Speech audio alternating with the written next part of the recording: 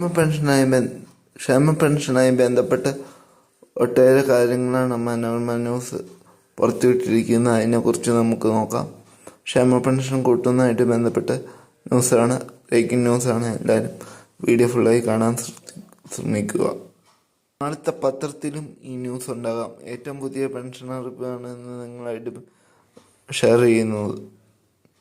ക്ഷേമ പെൻഷൻ വർദ്ധിപ്പിക്കാൻ മനോരമ ഒരുങ്ങുന്നു എന്നാണ് മനോരമ റിപ്പോർട്ട് ചെയ്തിരിക്കുന്നത്.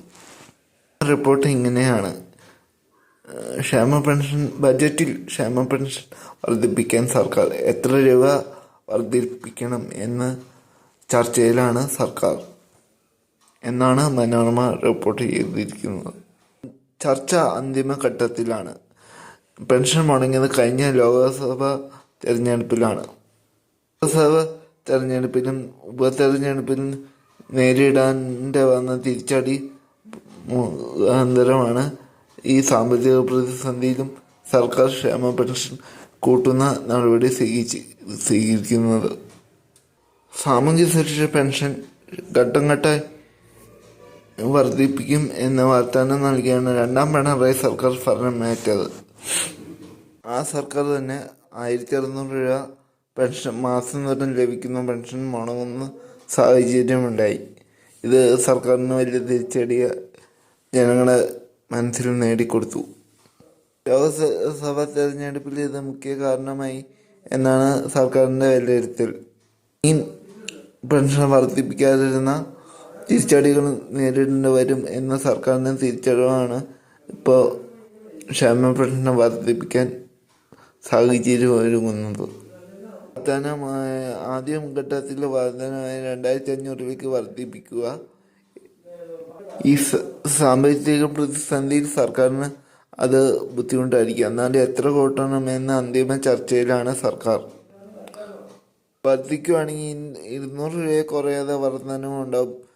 ചെറിയ വർധനമാണെങ്കിൽ പോലും അത് പെൻഷൻ വാങ്ങുന്ന ആൾക്കാർക്ക് വലിയ സഹായമായിരിക്കും.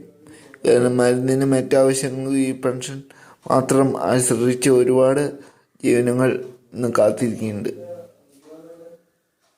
അടുത്ത മാസം 7-നാണ് ബജറ്റ് അവതരിപ്പിക്കുന്നത്. ഇതിൽ നിർണായക നീക്കമായ പെൻഷൻ കൂട്ടുന്ന നടപടികൾ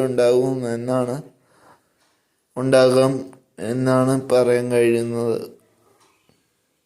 ഈ മാസം നൽകാൻ പോകുന്ന പെൻഷൻ 22-ന് തന്നെ വിതരണം ചെയ്തേക്കും എന്നാണ് പുറത്തേക്ക് വരുന്ന സാഹചര്യങ്ങൾ സൂചിപ്പിക്കുന്നത്.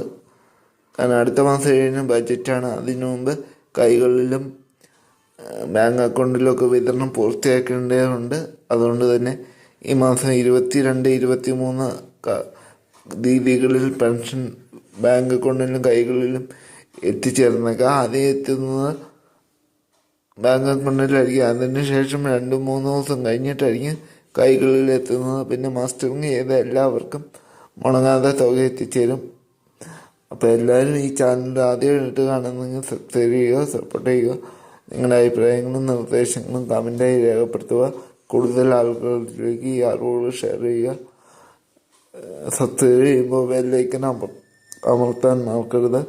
ബെല്ലൈക്കൻ അമർത്തി ഓൾ എന്ന ബട്ടൺ പ്രസ് ചെയ്യുക. അങ്ങനെ മാത്രമേ ഞാനിടുന്ന ഓരോ വീഡിയോ നിങ്ങളെ തേടിയെത്തുള്ളൂ. നന്ദി, നമസ്കാരം. വീണ്ടും അടുത്ത വീഡിയോയിൽ കാണാം എന്ന ശുഭപ്രതീക്ഷയുടെ വിഷ്ണു കിരീഷ് നിങ്ങളുടെ ചാനൽ നിങ്ങൾക്ക്